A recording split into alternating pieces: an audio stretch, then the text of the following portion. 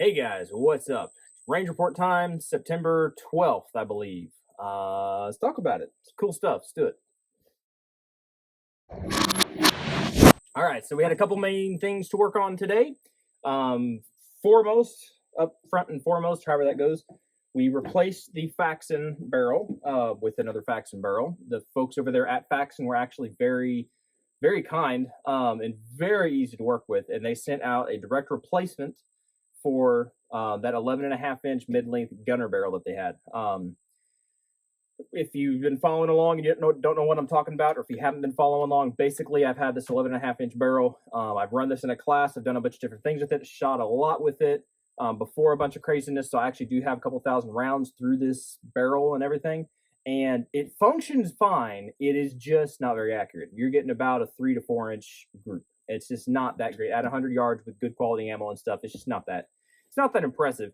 And I expect more out of a good barrel because I know I put this thing on right. I lapped the barrel. I did everything to make it good. It's just not doing very well. So we brought this guy out today. This is the first time making sure it's re-zeroed because this gun does sit by the bed. It does its job.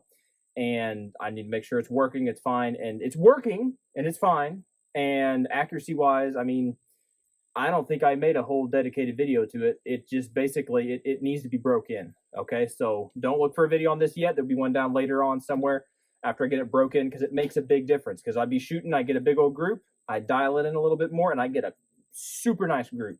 And I dial in a little bit more, and then I get a big old group. So it needs to be broke in. It's a brand spanking new barrel, barely a 30 rounds through it. So anyway, other than that, the gun itself is working fine. That barrel, just keeping y'all up to date on that one because there's been a lot of folks asking about that, and I understand because it's like, yeah. Anyway, but that was cool. Thank you, Faxon. That was awesome, and I'll keep y'all up to date as I keep doing this. Okay. Another thing we worked on. This is really just a kind of a fun thing. I had a buddy doing some reloading with me, for me, however you want to call it, and he found a 380 and a 9mm Makarov case. It got spilled in the mix, and when he was case checking everything, he found them.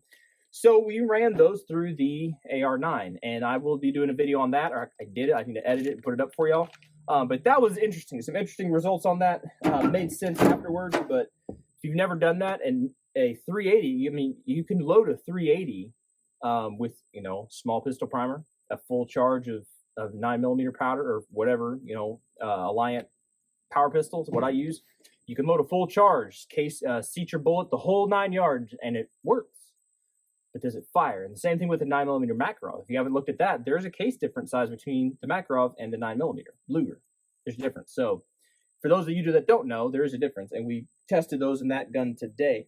Another thing, one of the main reasons we came out here, probably one of the three main reasons, because they're all pretty much equal, is I threaded this guy. I threaded this a 5/8 by 24. This is a Stava PAP M92, and it has had this big old, I can't remember the thread pitch, but it's a big old collar. If you're familiar with these guns at all, you know that has a big old collar on there, and it's threaded some funky thing, and you've got to use a adapter or special kind of mounts and things, and it's just a pain in the neck, and it drives me nuts. And when you stack threads on threads on threads, then you get stacking tolerances, and you can just run into issues. And I have gotten baffle strikes, and I don't like that. So I directly threaded this guy in another video. And so today we came out and tested it with the Huntertown Arms suppressor that I have, as well as with the, sorry, I'm sweating all over the place, the Omega 9K on a 3-lug, because who would have thunk it? Apparently, according to Silencer Co., according to them, this works. So, yeah, look for that video. Like, that's a big difference between a 9mm and a 7.62 by 39 full power, right? Not a subsonic load, and not out of even a full-inch rifle, or a full bore rifle, right? Like a 10.3 or whatever this guy is. I can't remember the length of it, or 8, or whatever the length is. It's a lot of pressure coming out of this guy. So look for that video. That was interesting. Last but not least, we did run the new Glock 48 MOS. We haven't done anything to this gun at all. I haven't even changed out the magazine release. This is still OEM, and I haven't changed anything on this at all. I have an optic coming in for it, but basically today we just brought it out and we shot it to see. I heard some people say that they've had issues and their extractors are blowing up or something within 5 rounds. They both died, and maybe they got duds. I don't know.